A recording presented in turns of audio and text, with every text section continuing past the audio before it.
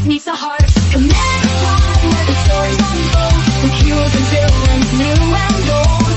Dungeons and Dragons got the word. In the world of EDH we play. Hello everyone, welcome again to Commander's Pod, our special Thanksgiving episode. It's going to be Thanksgiving when this one comes out. So, my name's the Podfather Duncan. I'm Sloan. And I'm Magic Zero. He's getting closer to the truth. Zero magic, maybe. Yeah. That's how much he plays outside of his house. Actually, he's been doing good lately. But anyway. What do you mean lately? Today we're going to talk about things we're thankful for in Magic and EDH.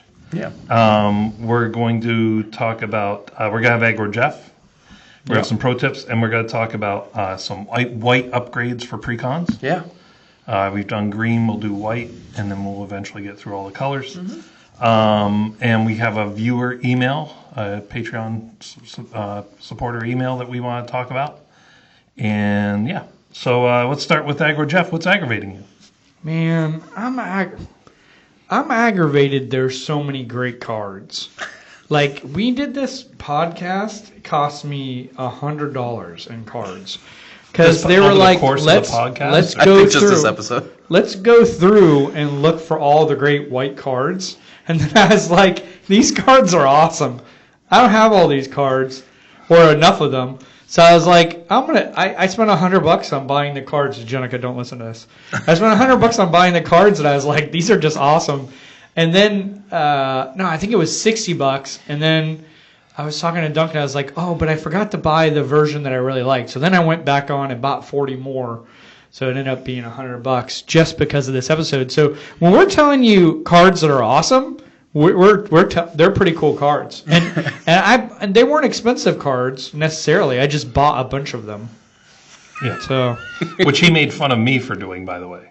When he went through my collection, right. he's like, why do you have 12 of this and 15 of this? Well, to be fair, there were 12 or 15 of them sitting in your bulk. They're not going in decks. These will not sit in bulk. They will go into decks. It was originally 20 or 25, so they have gone in decks. I just have to keep So going. your point is that I made fun of you for buying 25 cards, which was 12 over what you needed. Well, but then he doesn't but he doesn't have to go back and buy them, because I think Duncan's point is if I bought them all when they're 10 cents at 25, in 2 years when I need to get 10 more, they might be $2 a pop. If you bought them at 10 cents, like I bought a bunch of Open the Way at really cheap, but I didn't realize it was going to go up this much in price. Yeah, that's not a white card though. Oh. But I did also buy more of that. But anyway, well, that is actually a Magic-related thing. I mean, it's towards the end of the year. That's got to be like 4. Yeah, we're being gifted them now. Now that we're getting closer to that's how Magic Zero the rules. Giving Zero. Yeah, we're getting closer to the giving season. He's gifting us with actual Magic. I gifted you with Open the Ways when I bought them. That's true. You did. So we got an email from one of our Patreon supporters, Tyler. Mm-hmm. And Sloan, you want to I thought it was Jim Bob this whole time. No. His name's not Jim Bob? Not Jim Bob. Oh, okay. So Tyler wrote into us talking about the Tatiova Benthic Druid. What a fun deck. Yep. It's a blue-green landfall deck. And basically he writes in saying, hey, I have a deck list I want you guys to go over. It's one of my more chaotic and fun decks I've played. And recently when I was playing it this past week, he was 1v1ing one of his friends just to kind of test it out to see, how it is still holding up. And essentially he says that he ran into a problem where his friend had played Mesmeric Orb and kept making him mill out all of his win-con/recursion cards. I had over half my lands on the field, but all my creatures were in the graveyard. He won that round because I milled myself out of my deck after I played the card Time Stretch, giving me 2 consecutive turns. And so, for those who don't know, Mesmeric Orb is an artifact that says whenever a player untaps a permanent, they also have to mill a card. Yes. So, someone who's playing a landfall deck, which means you're putting a lot of lands into play and usually using them, you're probably milling 20-something cards. Yeah. If you're ramping, and this is green-blue, so obviously ramp is pretty relevant, and in this case for this. Yeah, let's go, Simic. So essentially he said, I'd really appreciate it if you guys maybe had some ways for me to help with removal of artifacts, or he doesn't have a lot in his deck, and so he wants to know if there's anything that we can maybe give recommendations for. Currently he has 8 pieces of removal besides Big Stompy Balos, and he sent us the deck list. So that was the gist of the email. He did mention they played a second game, and he played his Zergo Thunderous Decree deck, and he said he did a really good job. He basically won, and then on the very, very last card that he did not manage to make his friend mill, he flipped it over, and it was a Thassa's Oracle, and his friend won the game because he had 0 cards left in his deck, and he said, and I quote, couldn't be mad because it was impressive. That is cool. The first thing we have to say here is this game doesn't go the same way in a 4-person match. Yeah. If you're playing 1-on-1 against Mill, you're literally playing the worst possible matchup. Like, Mill really works pretty good 1-on-1. It's a lot harder to mill 4 people. So I would say, number 1, you're playing 1-on-1 against Mill. That's probably why you were targeted for everything. Right. Now, and I will say, too, is that the artifact that he's talking about specifically, it does hit everybody. But that wasn't the only thing that was milling. Right, it's not the only thing, but that is one of the bigger contributing factors because you're basically milling yourself by playing the game. Which is but 100 cards would take forever. Well, not if you're untapping 20 a turn. Because you have to remember, it's every card you're untap, not just lands. He would so you have got lands, creatures, artifacts, anything you're tapping. So assuming he did that, that meant he spent 20 mana. If you spent 20 mana playing against a mill deck when you're a landfall deck, you should be doing pretty good. You should be doing pretty okay. I'm going to guess there was more mill stuff going on than absolutely. Mesmeric Orb. I'm not saying that's the only thing that was milling. Mesmeric Orb does add up quick. Yeah, when you play games where it's there, it's like at first you're like, okay, 7 or 8. But when you do that 7, 8, 9 times, and the more lands you play, like Sloan said, the more lands you're tapping, the more things you're untapping. You have creatures that you may be tapping to put a land into play. Yeah, because if you're swinging at him, your creatures don't have vigilance, you're also going to have to be milling for all, so it does get out of control. But obviously that's not the only thing, because I think he said that his buddy's commander was Meldrotha, I think, if I remember correctly. Meldrotha, yeah. So, the first one that I saw before these guys giving me recommendations was Acidic Slime. I didn't see in your deck list. For me, it's one of those kind of fits multiple slots, right? So it's a removal card, in the fact that when he enters, you get to destroy an enchantment, artifact, or land. It is it's a body because it's also on a creature, but more importantly, it's a death touch body. So a lot of people don't want to swing into it, and they're scared to block it. So it kind of allows you to get free defense of one thing as a targeted removal for enchantments, artifacts, and land specifically. So going through your list, that's the first one I would add. Yeah, it doesn't have landfall. Unfortunately, it doesn't have anything to do with landfall, but as a death-touching blocker that has targeted removal, it kind of fits 3 slots, and I think that's a really good add for this deck list you sent us to maybe take out something that is even slightly less targeted than it in regards to aiding with your defense against artifacts. Yeah.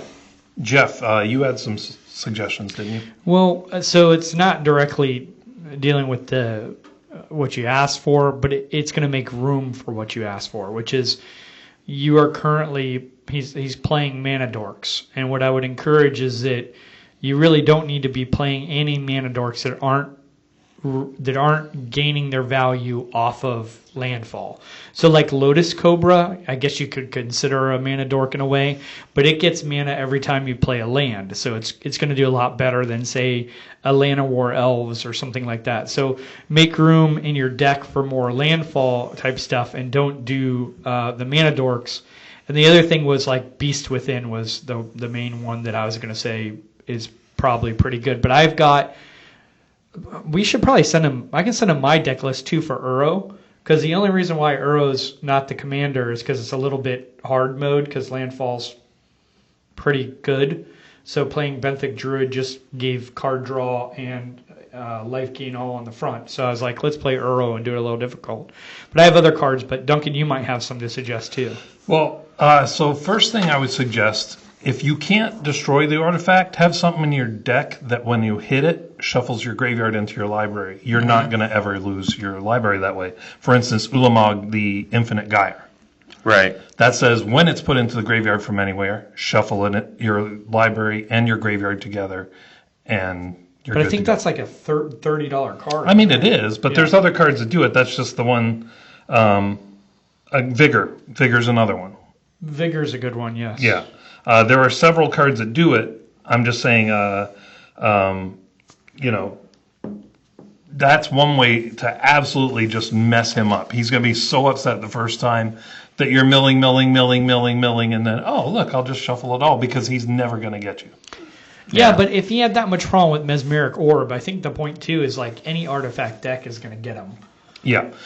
So the first one I would recommend that really goes well in your deck, Beseiju Who Endures. Now, this is not a cheap card. Nope. But it is a land with Yes. another ability that Yes. can destroy an artifact. Yes. When you have it from your hand. So it does fill your landfill slot because you can put it in as a land if you get one of those lands that can fetch anything. Yep. Which is cool. So then you have that, but you can, like Duncan said, you can use the channel ability instead to discard it out of your hand to just. That's the one that destroys it, or is it sends it back? No, the blue one sends back to your hand. Yeah, right? blue one sends back. This Green one destroys. That's yep. right. You said Bane of Progress. Another one I really like in green is Creeping Corrosion. We did say Bane of Progress? I didn't say Bane of that Progress. I wipes said all Acidic Slime. artifacts. Oh, Acidic Slime, sorry. Yeah. Bane of Progress, that kills all artifacts and Yeah, enchantments. that does hit yours. Yep. But the other suggestion I had for your deck is you're playing landfall, you don't need artifacts. Get rid of those. Yeah, I mean you can Unless give it's them an up to artifact. get 1/1 counters. Unless it's an artifact that helps you, like there are artifacts that deal with landfall. Right. Right. So, I mean, but just know that sometimes you have to lose your stuff to get theirs. But if he's playing an artifact deck, there's probably other stuff in there. Right. And even a mill deck, there's like grindstone and stuff. So Yeah. that will get rid of all of it. And then for another creature that's really cheap, Caustic Caterpillar. Only costs 1 mana to put out, and then 2 mana to activate whenever you need to destroy an artifact. So, those are some suggestions for you. Mm-hmm. But like I said, the cards that would say when they're put in the graveyard from anywhere, shuffle your library and your graveyard together. Right. Those are like so good against mill decks. Yeah. Mill players hate those because they're never gonna mill you out ever. The only hope is that you accidentally draw it instead of milling it. Yeah, there's way more that say when this creature is put into a graveyard from anywhere, shuffle it into your. Right. So at least then you always have one card, but that's not as good. Right. So those are my suggestions, and like Jeff said, there's ways to cut them in. You focus more on the landfall. You really don't need mana dorks. You really don't need artifact mana. Just focus on things that fetch you lands and get you lands and Yeah. Because you also didn't have is it Kadama? I always forget which one it is. Kadama of the East tree, or is it the West tree? That's the mono green one that lets you put in. I believe it's the East tree that says. Whenever you put in a permanent, if it wasn't permanent with this ability, you may Yeah. put one in of equal or lesser mana value for free. Yeah. Yeah, that's a great one to have in a landfall deck because you put one land in, you get a second one for free. Yeah, that is the East tree. Yeah, it's East tree. So Yeah. so that one's a great one to have in that deck. But taking out those things we mentioned will make room for some of these removal, and just replace them with more things that fetch lands, and they'll make up for that lack of mana that you're getting from those dorks and the artifacts. The other thing I want to say too is Force of Vigor, because it's not too bad. It's $10 card.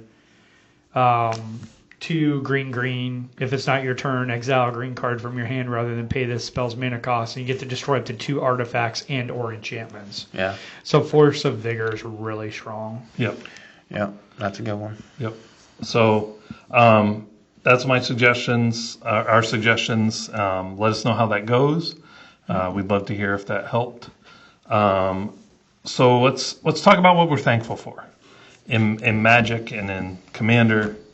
I for one am thankful for the amount of Magic I have in my life. Like I have one, I get to play it 2 to 3 times a week. Yeah. 2 to 3 different game days a week, usually 2, but on rare weeks 3.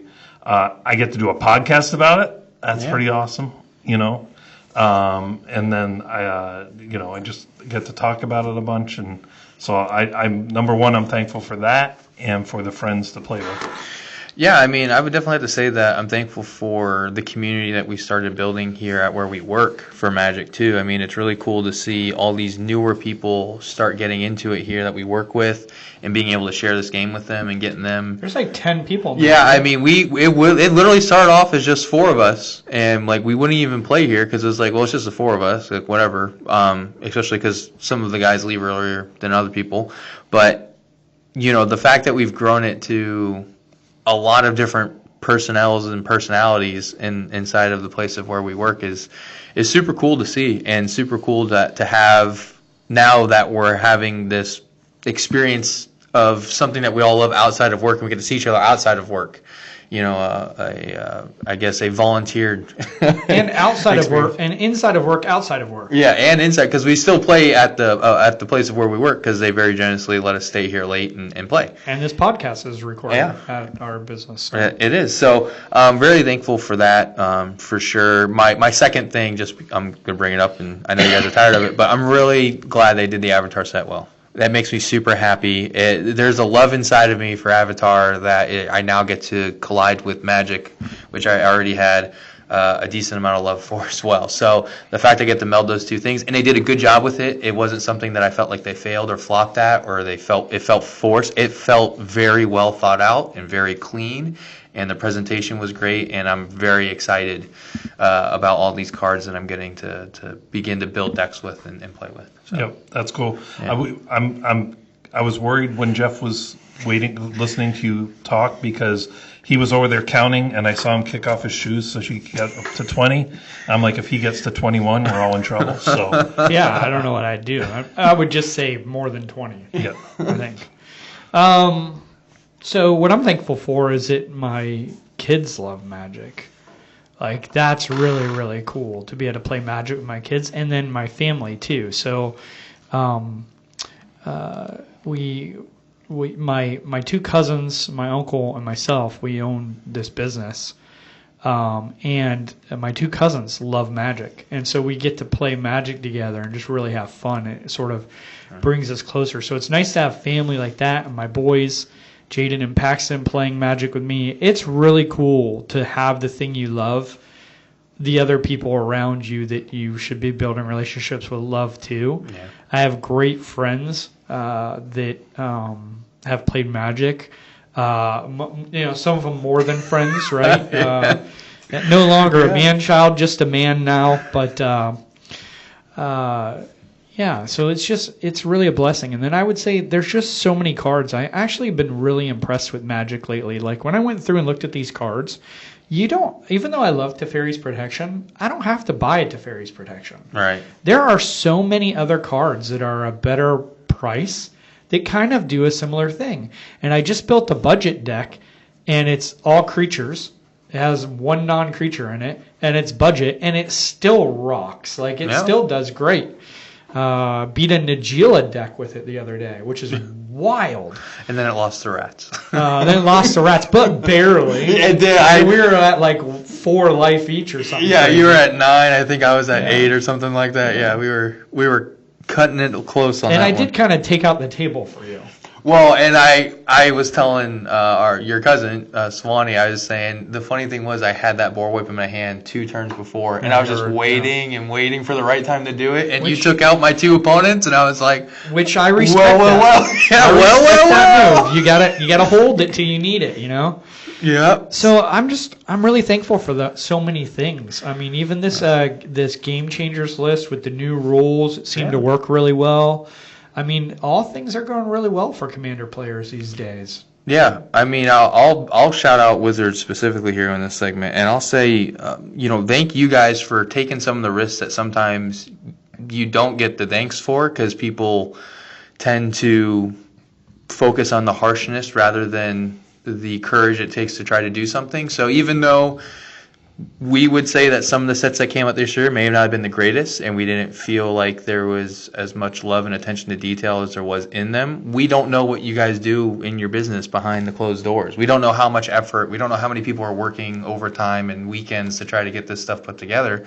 So even though we may think that something doesn't hold up to the standard that you've shown us in other sets, thank you for still pushing forward and taking time and the effort to try new things and trying to merge other IPs that we love.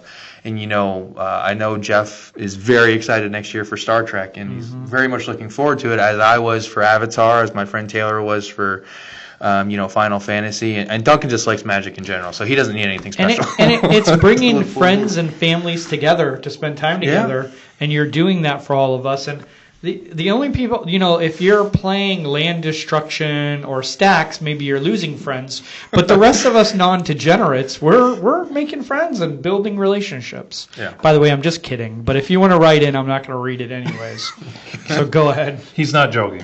But yeah, so there's a lot of things to be thankful for. I know we kind of did this last year around this time, but it is important for us to sit back and remember that there is people behind this company that are making this game that are spending however many hours they are to build it and development and try to fix the rules and create all these keywords, which is Duncan's favorite part of every set. And other than Nadu, mostly testing it. Well, I've even thought about the guy whoever made Nadu, right? Who was the one who I'm very proud of this. This is cool. This is powerful. Yeah, I thought it was a mistake. I thought that's why it happened.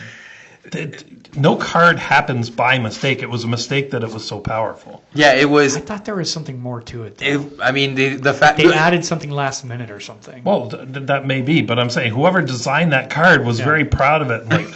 This is going to be awesome. I can't wait to play this as in Commander, and this is going to be really cool. And they did for one whole whopping month. Yeah. Yeah, it was about a month. Didn't it go a little longer? Another formats? It was a couple months, because I remember it was they banned it in a few other formats first. Yeah, they banned it in Standard.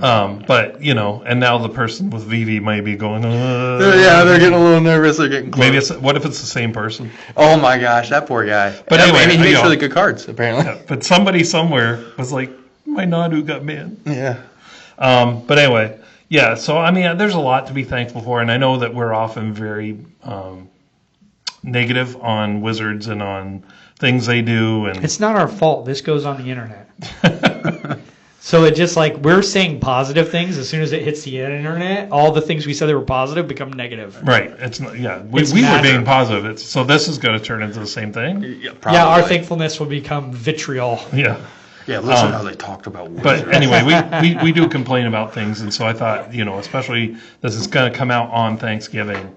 So let's have an episode where we talk about where we're thankful for, at least for a little bit. You know what we should do? We should CGI a Thanksgiving table behind us, so it looks like we're at everyone's Thanksgiving when they're clearly going to be listening to us. Darn it, I accidentally put the Last Supper. They might be, dude. You go to that Thanksgiving, you're like, whoa, whatever conversation they're having, all of a sudden politics comes up, or some sort of conversation about your uncle or your aunt somewhere, and you're like, I don't want to be involved in this. You find a chair somewhere and just listen to a podcast. Hey. I get it. Happy Thanksgiving if it's us. We're more than happy to be here on Thanksgiving with you. That's right. If our terrible voices and iffy sound quality is better than the piercing noise of your family arguing. Actually, last week, correct me if I'm wrong, Jeff wasn't here, and it was probably one of the best audio episodes we had. I don't want to say that a lot of people came up and said it was one of their favorite episodes in recent memory. But a lot did.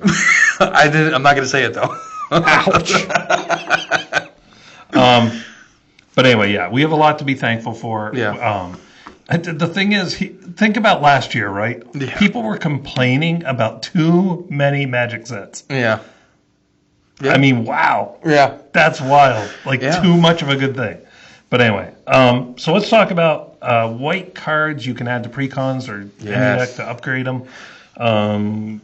We did green before, so we're going to do this pretty much the same way. So I will let you guys kind of talk, and then I'll throw in ones that I think you're missing. Okay. So I'll tee us off. The first one I'm going to start with is an old but giddy. Swords to Plowshares or Path to Exile. So usually in a lot of Precons they have one or the other. They don't really have neither. Yeah, some have neither. But usually if white's pretty prevalent in the deck, it's usually one or the other. I always recommend doing at least both. The main reason why is there's a lot of versatility because of the fact that you either gain life or get to go get a basic land.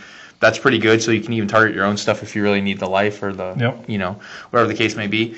Double check this just to be sure. Swords to Plowshare, chilling around about $2. Yeah, that's Path to Exile showing about $1.20.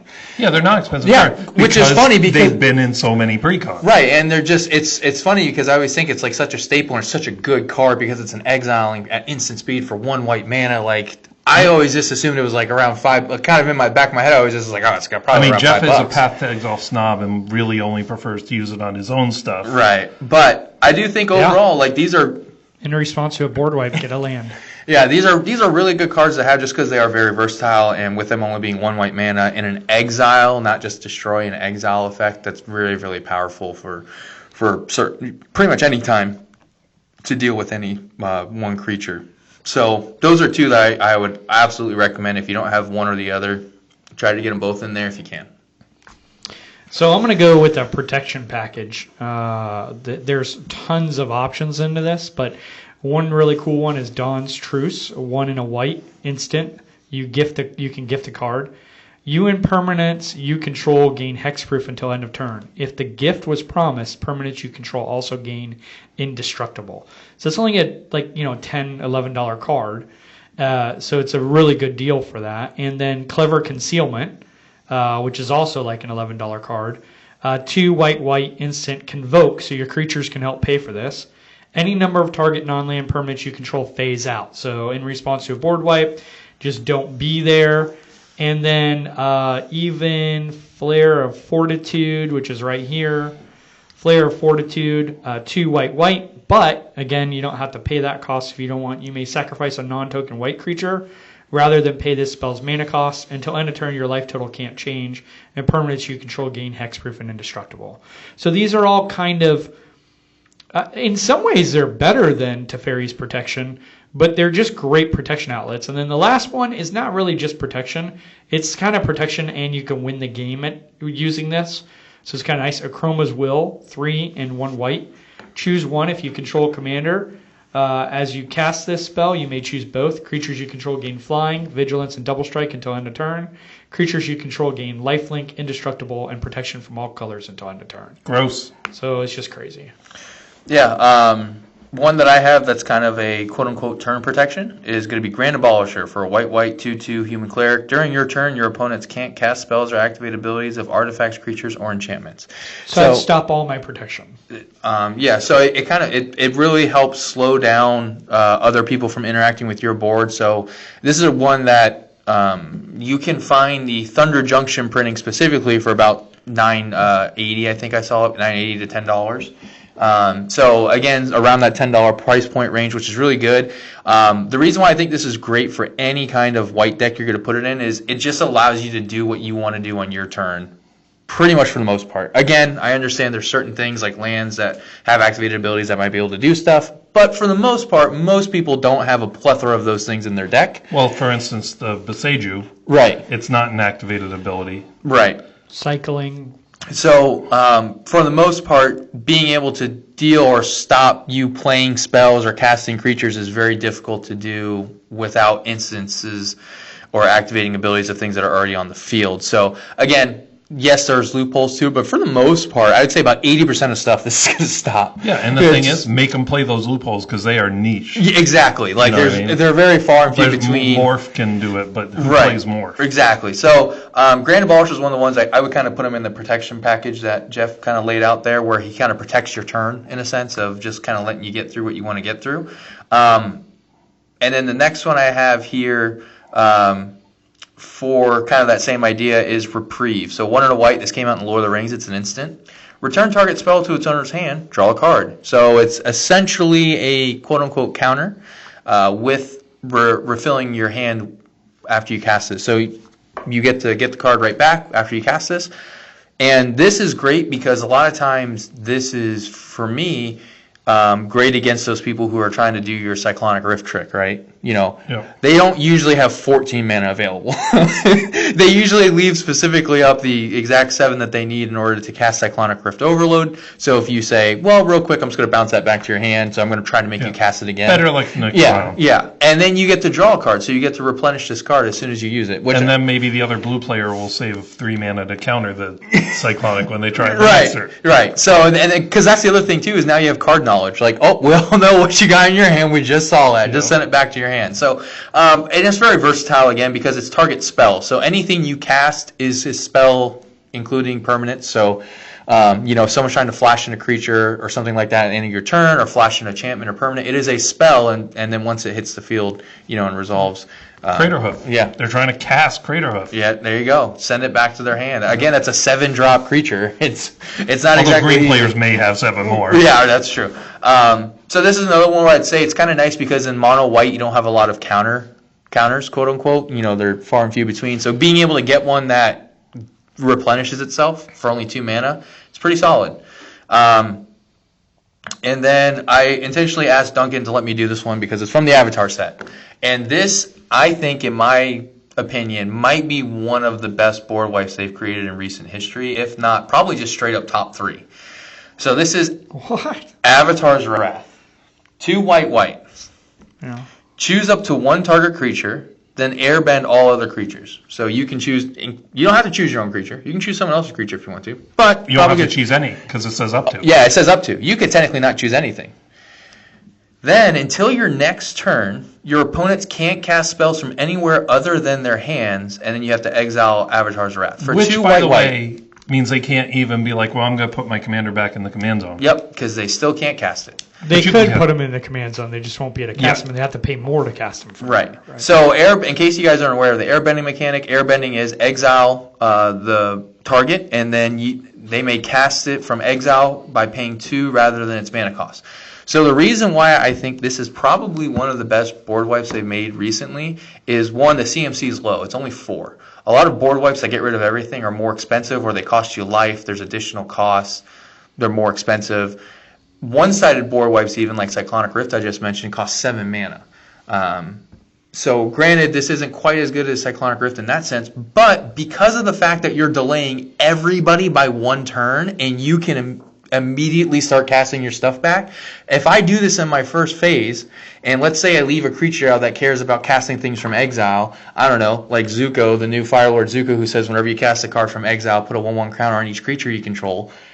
If I have more than 4 mana, I can start casting those things back immediately and start getting benefits. And it's almost like immediately. Cathar's Crusade. Yeah, and Each one of them that comes out will be incrementally Yes. making the other ones bigger. Yes. So it's the idea that I'm going to board wipe all your stuff, but I'm not mean because it's still there, but you can't cast it for 1 additional turn is kind of like this weird forced Teferi's protection that costs them extra to get their stuff back if they want it. Now the other nice thing is airbending, it stays there until you decide to recast it. So you can leave it there for 10 turns if you want to. It's still there for you to airbend back. So, but I think this board wipe is super good. Very cool idea mechanic that they came out with the airbending, and I think it's going to be very useful in most of your white decks, especially with it coming in at $2.13. Yep. Yeah, for $2 is probably good. I don't know that I agree with you top 3, because there's a card just called Starfall Invocation, which is 5 mana, 1 more mana. Gift a card, destroy all creatures. If the gift was promised, return a creature card from your graveyard this way to the battlefield under your control. So it is put into your graveyard, so you get to do the same thing as that. The only difference is they don't get to, in 2 turns, pay 2 per creature to bring everything right back out. It's actually just destroyed. Right. Yeah, Now, but, granted- but all your stuff's in the graveyard, so all the graveyard recursion's right there. Right, but if they have that recursion, and then the other thing is, this doesn't get around like indestructible, which that does. Right. So we'll have to see how it plays out. but- Yeah, because honestly, this card technically just became legal 4 days ago after this recording. So we'll see how it plays. If everybody, like even Cyclonic Rift, everybody can get their stuff back, but you have to pay the full cost for this stuff. Right. Whereas with this, you just have to pay 2, but it does buy you a whole extra turn. Right. It buys you a whole extra turn of basically getting, because if I do this, right, because the big thing that I'm thinking of with this is if I have a lot of creatures too, I put all mine out that same turn, because I can keep casting my stuff from exile. It doesn't matter. Right. Just you guys can't. So I can, like I said, I can get the advantage of Yeah, Cathar's it does Crusade, allow you to Zuko. recover faster than. I think Right. this is going to be So- more powerful than a lot of board wipes. The more powerful your meta is. Because in more powerful metas, a turn matters more than in casual. That's true. Right. That's true. The more casual it is, I think you kind of want to destroy the creatures, fare well, get them out. You don't want them to come back. But in more powerful metas, them coming back is probably fine because all you need is a turn. Yeah. So, Well, let me point out a card that makes this card even better. Aven Interceptor. oh, jeez. Because that says Yeah. opponents must pay 2 more for spells they cast from exile. And then whenever they cast a spell from exile that was put there with Aven, you get to draw a card too, right? Is it that one? Yeah. Yeah. So That's gross. that puts something that they try and cast into exile. Says they can cast it on a later turn for 2. And then this says it costs 2. So now Costs 4. Yeah. that one they exiled still only costs 2, but everything else is going to cost 4. Yeah. So I mean that makes it even better. But I will, while we're talking about board wipes, what about Out of Time? Out of Time is 1 and 2 white, and it phases out all creatures. Then you put counters on it equal to the total number of creatures. Yeah, that's a good one because it delays them for if there's a lot of creatures, it delays them for a very long time. Yeah, if there's 4 or 5 creatures, you're good to go. You might as well just have destroyed them or exiled them. Except So I that think they that's can really remove good. the enchantment, but that's also what I like about it. You can, at some point, like you exiled all your stuff, you could, on a certain turn, like right before it becomes your turn on the person's end step right before yours, blow up your own Out of Time, get your creatures back. Now you can use yours before everybody else can use theirs. Right. You could also proliferate those counters Yeah. and just keep their stuff Yeah. out there forever. For 3 mana, Out of Time is a fantastic board wipe. So all the cards I picked, by the way, came from Precons at some point. Yeah. But maybe they're not in there as often. So some Precons you're going to be like, well, it's in there. But I don't think all 4 of these are in any. There Single are precon. 2 we haven't talked about that are really powerful that I would add to most decks too, which is Stroke of Midnight and Generous Gift. These are cards. Stroke of Midnight doesn't target lands, but other than that, it targets everything, and Generous Gift targets everything. People need to be aware of the fact that your single target removal needs to be able to target multiple things.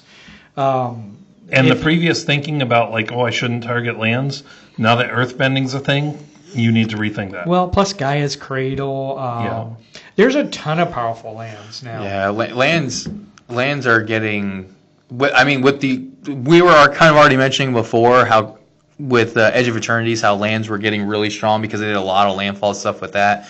Because obviously they kind of correlated lands to planets and stations and stuff like that.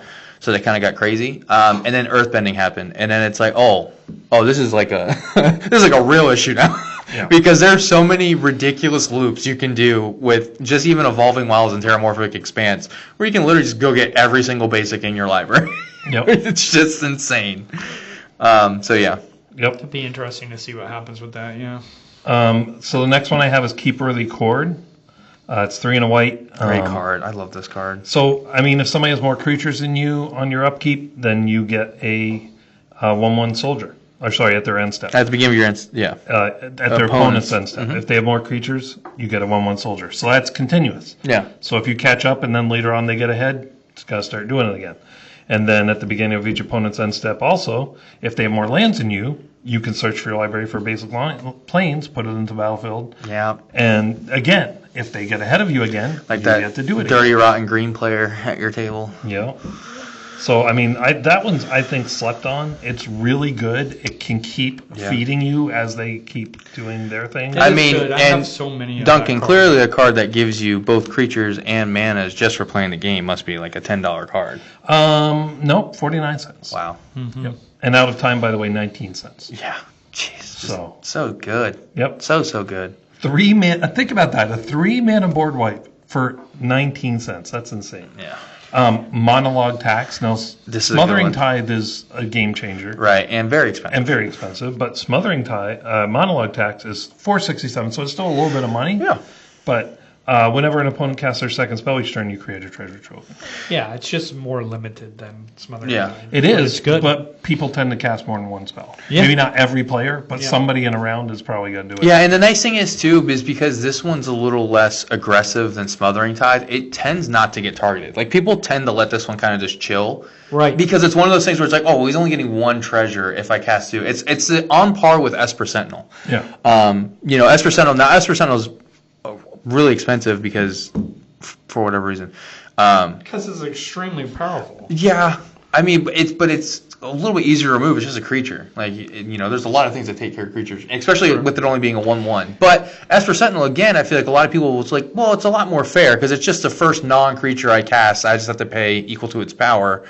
Whatever, you can draw one card. I can still cast 10 spells, and you're only going to get one card. Unlike Rhystic Study, where it's like I might not only be able to cast 5 spells now to pay the tax to make sure you don't draw 10 cards.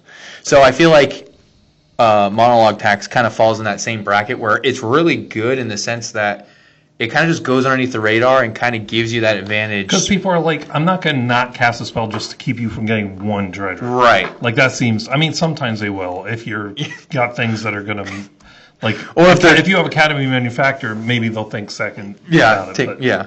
But yeah, I mean, it's just, you're going to get some It's treasures. a very fair card. Yeah, Yep. for sure. The next one I have, Smuggler's Share. Yep. At the beginning of each end step, draw a card for each opponent who drew two or more. This is each end step, by the way. Draw a card for each opponent who drew 2 or more cards this turn. Then create a treasure token for each opponent who had 2 or more lands enter the battlefield under their control this time. Again, really good catch-up mechanic for white. Yep. Now, this one may prevent them. I have seen people on this one be like, well, no, because this is going to keep happening. They can see it. Yeah. You know what I mean? Because the lands you just talked about, the Earthbending.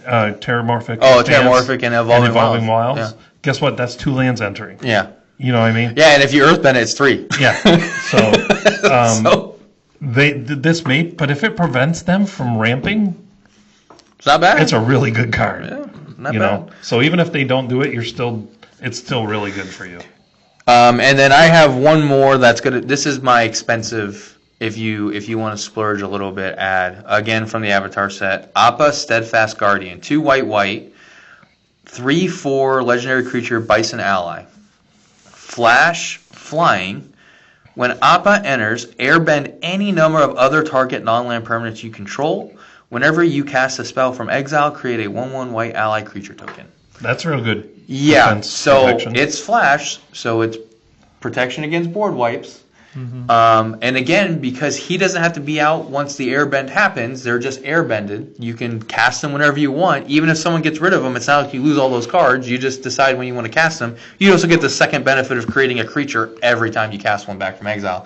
And the reason why I like this one is it's non-land permanents, not just creatures. So you could save your artifacts, your enchantments, you could save everything. Can save your Smothering Tide or your Monologue Tax. That's right. You can save it all. So he's another new one. Now he, according to what I saw online right now, and again the set's brand new as of 4 days ago. So he's chilling around $30, give or take, depending on what art you get. But overall, I mean, he's one of the cards that came out of the set that I thought, because of the flash mechanic, it's really good board wipe. Yep. And, then an immediate benefit for if he doesn't die, I get to cast all that stuff and create 1/1 creatures every single time I cast one back now. Yep. So now I'm doubling up. And in case you guys don't know, Avatar set was really heavy on ally stuff, so there's a lot of benefits you get from ally now. Yeah, for sure. Entering and stuff. So I think it was just really cool, well done, flavorful card. But if you want to splurge a little bit more, he's sitting around $30, give or take. And that would be one that is a great anti-board wipe for you. So one of the things that's interesting as you look at white cards is, and I think we've talked about it before, certainly amongst ourselves, that what really occurs to me is that white is by far the best support color. So like if you're going to splash a color to anything, white is the one to use. I mean, it just makes it does single target removal well, it does board wipes well, it does protection well. And when I say well, probably better than anyone else on all 3 of those things. Mm-hmm. Yep. And so it's just hard to beat that as a support color. And now it can even draw cards. Yeah. Like, it's wild. White is good. It still struggles by itself, but white's great at exiling, black's good at destroying. Yeah. You know what I mean, as far as creatures Well, go. Wrath of God is white too, so I didn't destroy. I mean, yeah, the board wipes, yes, for sure. Yeah. Black is second to white and board wipes, but single target removal, it really depends what you're looking at, because black has so many destroy target creatures. Yeah, and with these, it gives you stuff like Generous Gift and the other one I talked about. You Yeah. get stuff when Yeah. your stuff is destroyed, where black you don't. Yep. Just sad feelings. Yeah, you get sadness on the stack. But yeah, so that's our suggestions for some white cards for upgrading your Precons or whatever deck you're playing. If you don't have these cards in there, Yeah. we suggest maybe looking at these. Got any pro tips for us? Yeah, so kind of touching on what Jeff had mentioned and kind of what we were going over with here, and the reason why we kind of brought up the dollar value is to show you that there are great upgrades out there for your decks that don't cost an arm and a leg. You can make really good upgrades that can advance your deck and make it feel like it's playing smoother and better, and it doesn't have to cost you $70 per card. Again, like I mentioned, both the Path to Exile and Sword of Plowshare, you can pick both those up for $3 to combined. You know, you can get the board wipe Out of Time and Keeper of the Accord for less than $1 combined.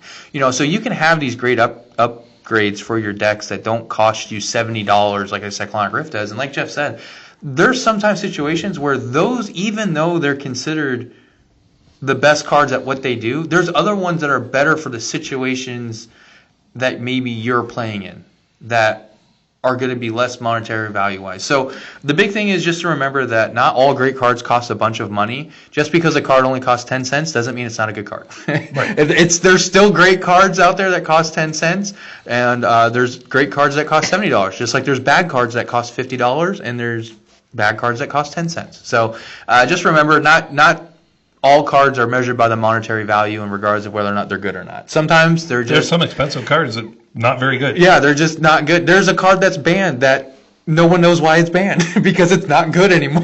Probably more than one. Yeah, so I mean, so the idea that, well, if this card's only 20 cents, it might not be good. It's don't think that. It's definitely not the case, you know, in regards to when you're going to look for upgrades and other ways to advance your deck and your play style and your building. So just remember, a good card is good because of what it does for what your deck and what you're trying to do. Yep. And to that end, we've said it before, go through the bulk at your LGS. Please. You're going to find some stuff you're going to be like, I didn't know this was bulk. I figured this was like $6, $7, and it's like 12 Go cents. through your own bulk. If you You have might it. be like, oh my gosh, look what's in here. I do that every day. Yeah, Duncan has a store at his house worth of bulk. Yeah, probably 2 or 3 stores. But anyway, that's all the time we have for today. Thanks for joining us. Have a happy Thanksgiving. Yeah. If that is the time you're watching this, because it will be on the internet for hopefully ever. But so you may be watching this and be like, it's the middle of summer. I'm not. But anyway, Sloan, where can they find us? Yeah, youtube.com/@CommandersPod. We are a video podcast as well as audio, so besides just hearing our beautiful voices, you can see our beautiful faces. Let us know if we look anything like you thought we sound, if you've never seen us before in the video podcast. Also, you guys can feel free to reach out to us, email us at commanderspod.com. We as you guys heard today, we read one of the emails, went over it with you guys here in the podcast. If you send us an email and it is something that you'd like to bring up on the show, we're more than happy to do so.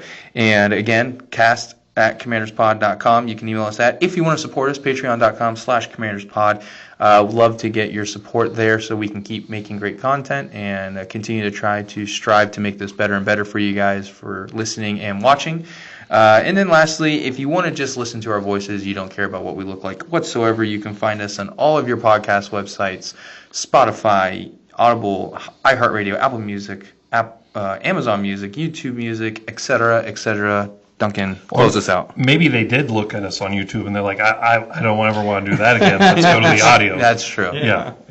So those are the places where you can hide us away, like the trolls we are. Yeah.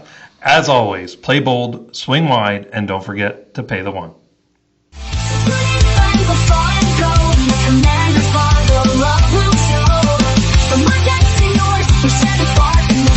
Magic will leave us.